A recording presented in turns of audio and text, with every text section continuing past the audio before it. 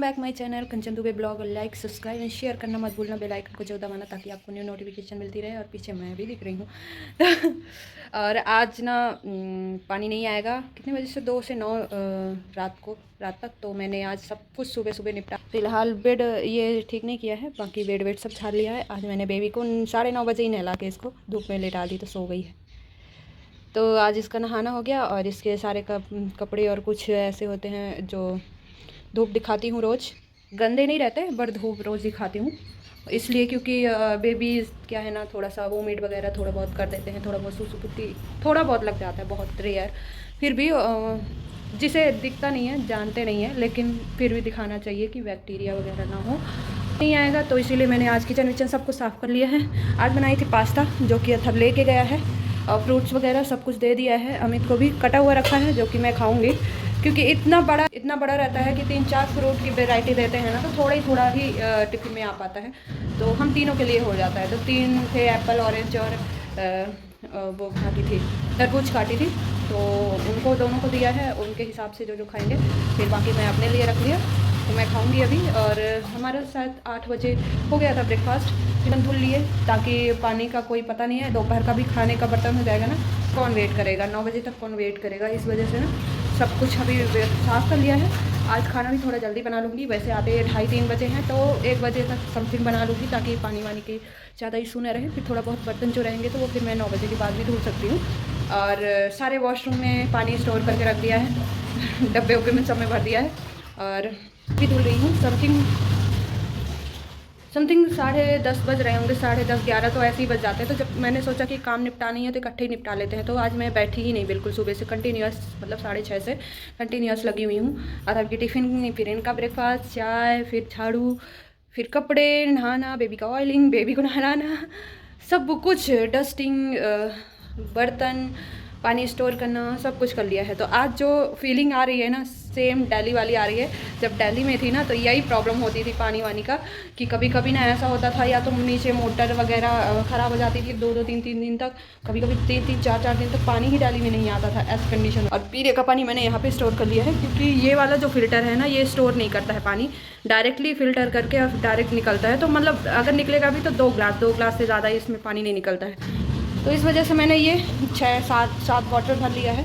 और वो 1-1 लीटर के सभी हैं, तो 7 लीटर काफ़ी है हमारे लिए। मैं ही रहती हूँ, फिर 2-2:30-3 बजे से फिर अथर्व और मैं रहती हूँ, ये आते हैं रात को, तो इतना इशू नहीं है। तो इतने में इनफ है, पानी बहुत ज़्यादा है, चल जाएगा। और 1-1 बाल्टी वॉशरूम में दोनों में रख दिया है। और बाकी कपड़े वगैरह धुल ही ले रही हूँ। थोड़ा बहुत इधर भी 2-3 बाल्टी है, इधर भी रख दिया है किचन के बाहर साइड, कि कभी थोड़ा बहुत ज़रूरत पड़ी या बर्तन वगैरह धुलना है, कुछ भी है। अभी पोछा वाली कब आती है पता नहीं, तो उनके लिए भी कर दिया है। तो आज ये पानी मिशन ही चल रहा है।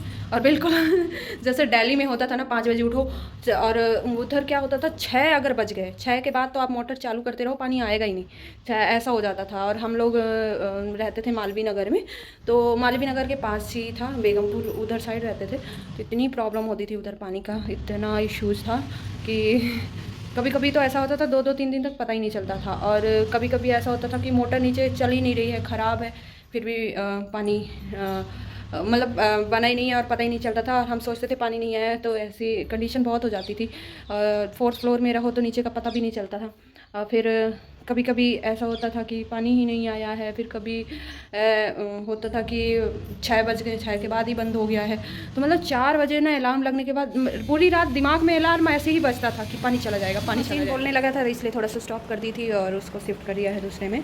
तो हाँ, ये एक्सपीरियंस दिल्ली में जो होंगे सब एक्सपीरियंस किए होंगे, तो बताना कौन कौन ये पानी का इशू वाला एक्सपीरियंस किया है। मैं तो बहुत, मतलब मेरे दिमाग में ना नींद ही नहीं आती थी, अलार्म बजता रहता था कि पानी कब आएगा। कभी कभी रात में, कभी कभी तो ऐसा होता था ना, गटर जैसा पानी भर जाता था, फिर तो इतना इशू कि मत बताओ, फिर पूरी टंकी साफ़ करनी पड़ती थी, इतना गंदा हो जाता था।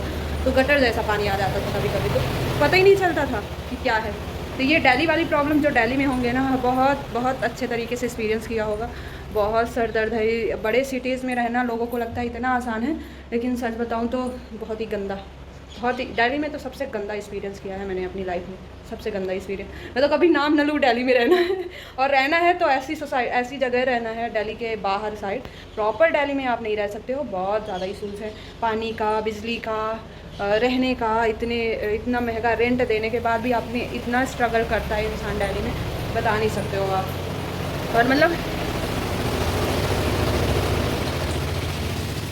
बंद कर दिया उसको कि पानी ज़्यादा वो ना हो। तो दिल्ली का एक्सपीरियंस सबसे गंदा था।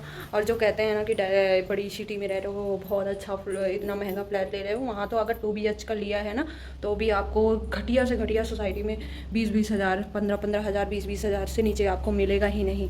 अगर प्रॉपर दिल्ली में रह रहे हो, जिस एरिया में हम लोग पहले रहते थे वो इतना गंदा एरिया था ना कि मतलब आप नीचे ना तो गाड़ी की पार्किंग है, ना वो उसमें मतलब इतना पॉल्यूटेड एरिया है। और वहाँ के बिल्डिंग्स ऐसी ही रहती थी। अगर आप रिच सोसाइटी में लोगे तो वहाँ 50-50 हज़ार तो आपको रेंट पे करने पड़ेंगे। उतनी तो टोटल अमित की सैलरी नहीं होती थी, तो हम इतना सर्वाइव नहीं कर सकते थे। तो हमने जितना लिया था, और 2 BH लेना, अगर हम बस 2 होते तो शायद इतना बड़ा घर नहीं लेते कभी। 2 BH का इतना बड़ा भी नहीं था, वो कहने को 2 BH था, एक बेड डाल दो तो ख़त्म हो जाती थी वहीं पे सारे वो, ना तो फर्निश था ना कुछ भी था, स्टोरेज का प्रॉब्लम सब कुछ। तो मतलब बहुत गंदा एक्सपीरियंस वहाँ हमने किया है।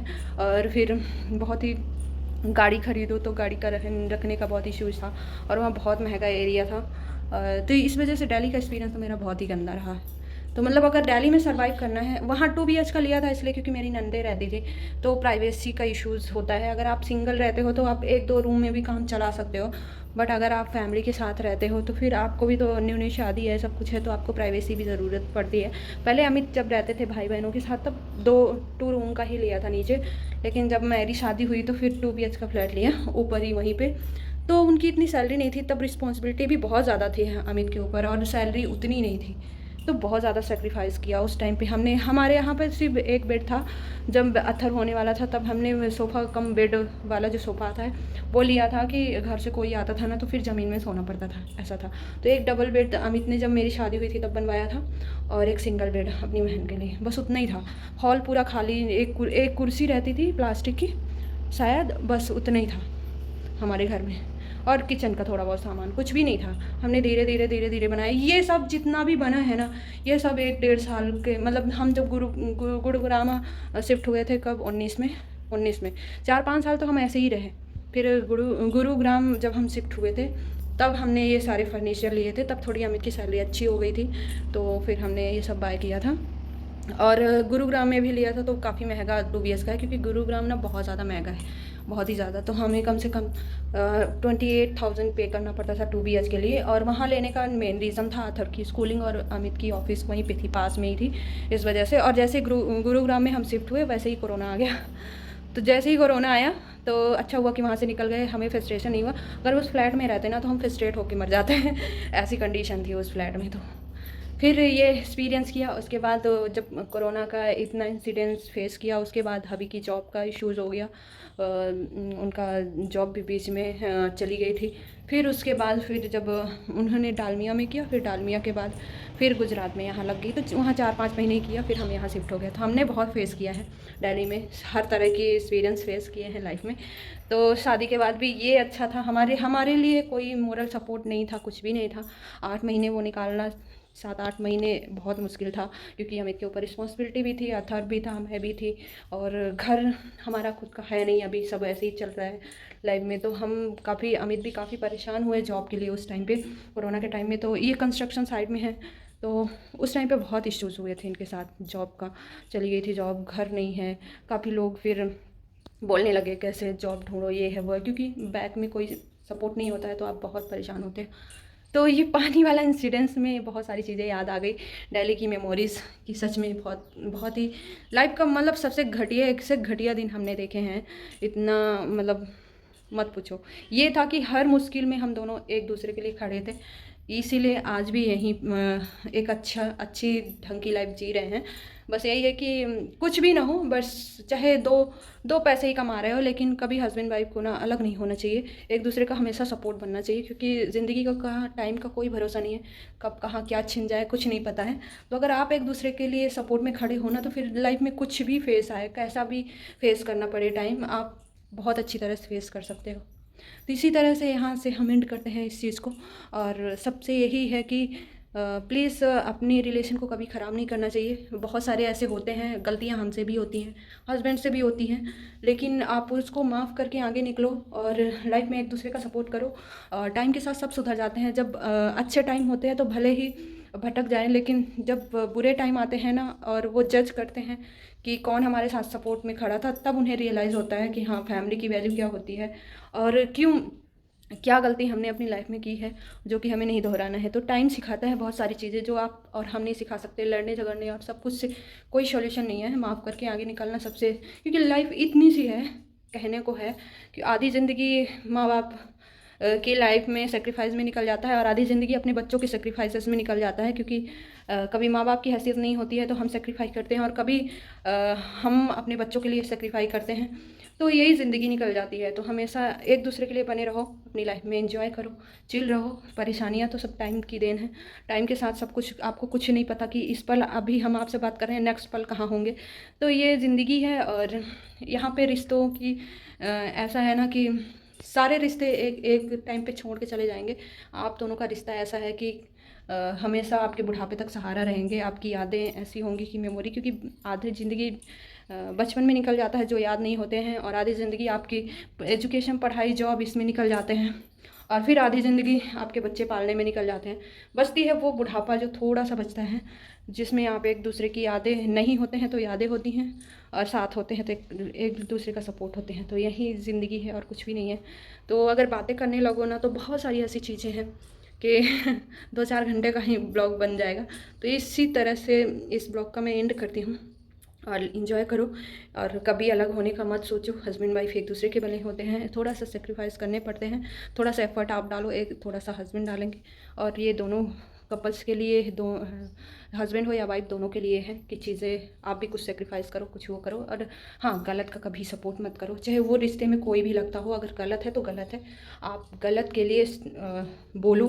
अगर आप गलत के लिए हाँ करते हो, उसको सपोर्ट करते हैं, या मतलब म्यूट होते हो, तो आप गलत का सपोर्ट ही कर रहे हो। तो इसलिए गलत का सपोर्ट किसी भी तरीके से नहीं करो। फिर उस जगह आपकी वाइफ हो तो उसे भी समझाओ, माँ हो तो समझाओ, बच्चे हो तो समझाओ, चाहे कोई भी कितना भी अच्छा रिलेशन हो, अगर गलत है तो स्टॉप, आपको बोलना है। फिर दुनिया क्या बोलती है आपको, कि कोई बोलेगा कि माँ का चमचा हो गया, कोई बोलेगा बीबी का चमचा हो गया, कोई बोलेगा कुछ, उससे कोई फ़र्क नहीं पड़ता है। पर मेन चीज़ होती है आप गलत और सही। आप गलत का सपोर्ट मत करो, किसी भी रिलेशन में हो, कैसा भी हो। तो लाइफ का बहुत सारे ऐसे फेजेस हमने अपनी लाइफ में गुजारे हैं।